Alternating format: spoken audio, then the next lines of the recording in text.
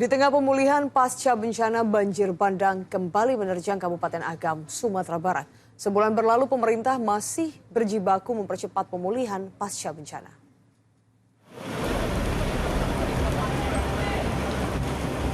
Sejumlah personel TNI menyelamatkan seorang pria lansia yang terjebak di dalam rumah saat banjir bandang susulan kembali menerjang jorong Sungai Batang Agam, Sumatera Barat pada Kamis sore. Beberapa orang naik ke atap agar tidak terseret terjangan banjir bandang yang menyeret lumpur serta batu.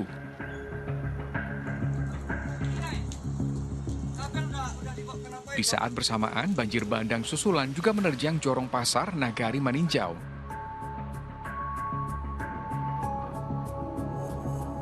Personel SAR harus mengevakuasi sejumlah orang yang terjebak di dalam kendaraan yang terseret arus.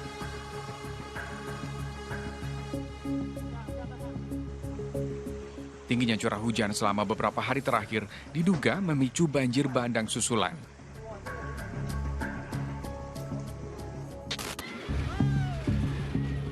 Satu bulan berlalu sejak rangkaian bencana alam yang melanda wilayah Sumatera, pemerintah masih belum menetapkan sebagai bencana nasional. Meski cakupan wilayah yang terdampak pada banjir kali ini jauh lebih luas dibandingkan bencana tsunami 2004. Menurut Wakil Presiden ke-10 dan ke-12 RI Yusuf Kala, ada perbedaan mendasar antara tsunami 2004 dan banjir Sumatera 2025. Tsunami meratakan rumah dan infrastruktur hingga nyaris tak tersisa. Sementara banjir kali ini meninggalkan lumpur tebal, pasir, dan kayu, serta material dari pegunungan. JK memperkirakan proses rehabilitasi fasilitas yang rusak bisa memakan waktu 2 hingga 3 tahun. Selain itu, fase pemulihan tsunami 2004 berjalan dalam jangka panjang dan terstruktur karena ditetapkan sebagai bencana nasional melalui keputusan Presiden. Bantuan internasional terus hadir dan mengalir. Kini, fase tanggap darurat di sebagian wilayah mulai beralih ke pemulihan, walau masih ada 11 kabupaten kota di Provinsi Aceh diperpanjang status tanggap daruratnya.